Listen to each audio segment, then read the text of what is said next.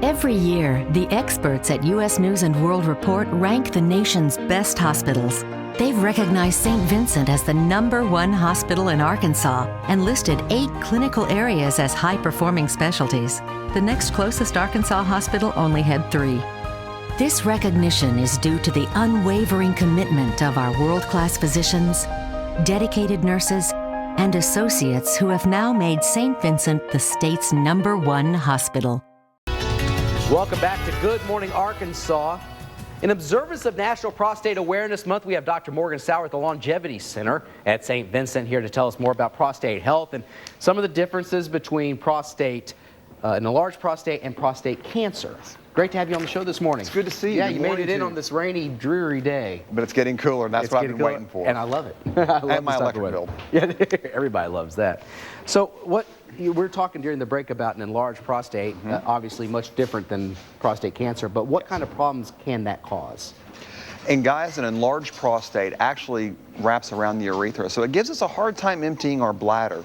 Initially, guys will notice it's a little more difficult to start urinating, and the symptoms start slowly and progress over time, and so just a little harder to start our streams, maybe not as strong a stream as we used to have. We might even have to go to the bathroom more frequently or start to get up 1 or 2 times a night.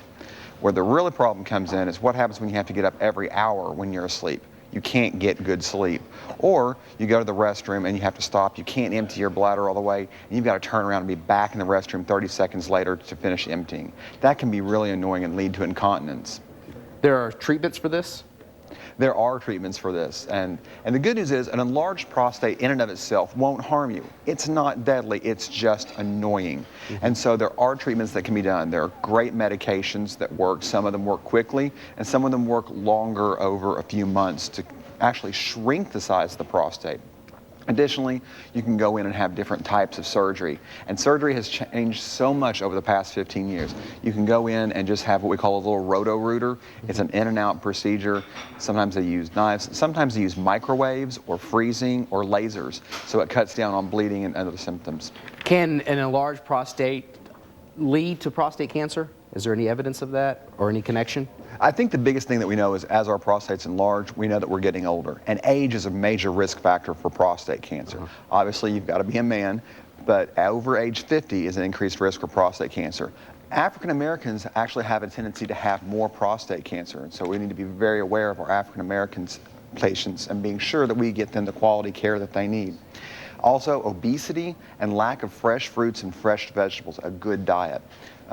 Family history is also extremely important. If you've had relatives, a father, a brother, an uncle who's had prostate cancer, you are at higher risk. You described some of the symptoms of an enlarged prostate, but what are some of the symptoms, I guess, are different for prostate cancer? And this is where you have to have a skilled physician in primary care or a skilled urologist to help you with this, because both of these, the initial symptoms, are because of enlargement, because of difficulty urinating. Prostate cancer actually can be very asymptomatic. Most men, if we survive to 80 years old, will have some amount of prostate cancer inside of us. It's determining what prostate cancer can we live with and will never give us symptoms until we die of other causes, versus what prostate cancers can be deadly to us. And how do you test for prostate cancer? Prostate cancer has several different tests. There are blood tests that look for prostate cancer, and then additionally physicians can do a physical examination to determine if there is a mass or a lump. After that's done, we start to switch more to the radiology procedures, taking pictures of the prostate, and if we see a mass in there that we think is concerning, then getting a biopsy is most appropriate.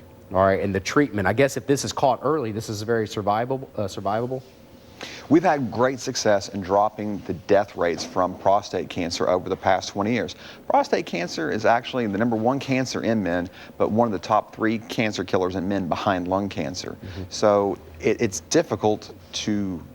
really difficult to say, don't worry about this because we know it's a killer, but also there's so much of it that doesn't kill us. So really knowing your physician, and there are new tests being developed that are looking at this specifically that are currently in testing. All right, so at age, what do you recommend people to get screened for prostate cancer, a regular screening? At what age? Wow, now this is a huge battle that you're pulling up. The medical people are throwing the kitchen sink at each other over this one. Okay. And so for me, I still think it's really important. We've had early detection. It's not the best detection. We're working on better, and they'll be out hopefully soon. But I would say once every 1 to 2 years after age 50, up until about age 75. After age 75, your likelihood of getting a prostate cancer that's going to bother you or cause you death is actually very low, and so you can back off at that point. Okay, thank you so much. Prostate Awareness Month. I really do appreciate you coming in on this dreary day. Hey, appreciate the opportunity. All right, again, that's Dr. Morgan Sauer at the Longevity Center at St. Vincent. They can be contacted at area code 501-552-4777.